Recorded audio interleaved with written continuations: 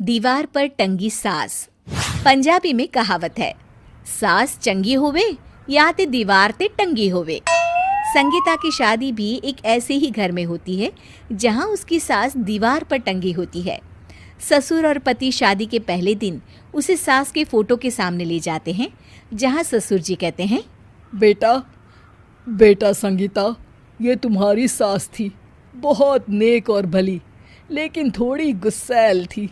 गुस्सा आने पर सब तहस नहस कर देती थी, पर अब ये इस दुनिया में नहीं है। हाँ संगीता, माँ होती तो तुम इनकी कोई बात टाल नहीं सकती थी, वरना तो माँ घर में भूचाल ले आती। संगीता मन में खुश होती है कि अच्छा है कि ऐसी औरत अब इस घर में नहीं है, लेकिन दिखावे के लिए वो जैसे ही सास की फोटो के सामने हाथ जोड़कर खड़ी होती है, ये क्या? सास उसे देखकर मुस्कुराने लगी।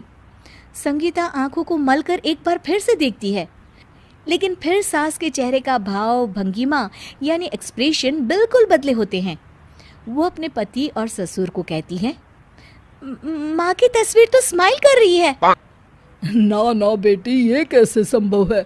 जरूर तुम्हें कोई गलती हुई होगी, ऐसा कैसे हो सकता है? लगता है तुम शादी की सारी फॉर्मेलिटी करते करते थक गई हो, तुम्हें आराम की जरूरत है संगीता। खैर, सारे संगीता की बात को इग्नोर कर कमरे में चले जाते हैं। वैसे सास की फोटो पर एक्सप्रेशन एक के बाद एक बदलते ही रहते हैं। सुबह होती है, पति और ससुर को काम पर भेजकर संगीता कमरे की सफाई करने में लग जाती है कि तभी उसे आवाज आती है, टेबल ठीक से साफ करो। ऐसे भी कोई टेबल साफ करता है? इससे अच्छा तो ये गंदा ही था। किसी औरत की आवाज सुन संगीता दंग रह जाती है और सोचने लगती है कि आवाज कहाँ से आई।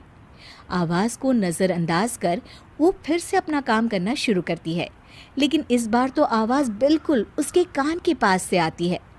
मेरा घर है ये, जब तक मैं थी चमका कर रखती थी, हर एक चीज शीशे की तरह थी।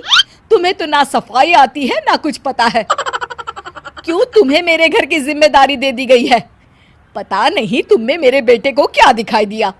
मैं होती तो एक से बढ़कर एक लड़कियों की लाइन लगा देती।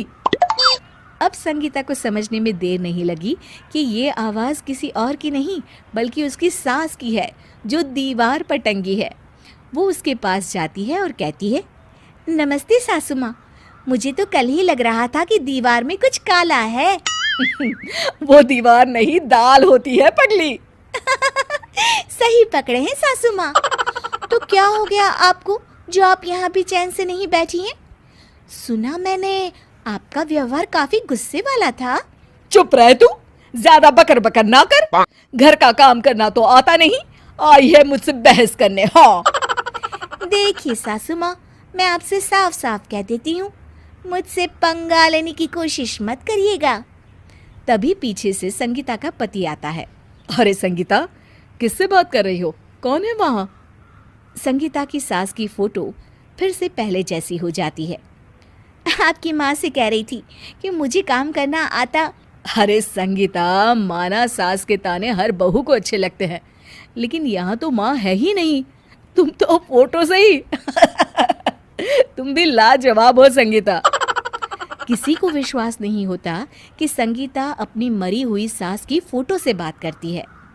वहीं आए दिन संगीता की सास संगीता को किसी न किसी बात पर आते जाते ताने देती। संगीता को भी अब सास के तानों और उनसे बात करने की आदत हो गई। वो कभी खानदान की कहानी तो कभी तीज त्योहार कैसे मनाए या किसी व्यंजन की रेसिपी सास से ही पूछती। सारा दिन घर में अकेली संगीता की सास अब उसके लिए तानों के साथ पक्की साथी की तरह भी रहने लगी थी, जो किसी और को नहीं बल्कि संगीता को ही सुनाई देती।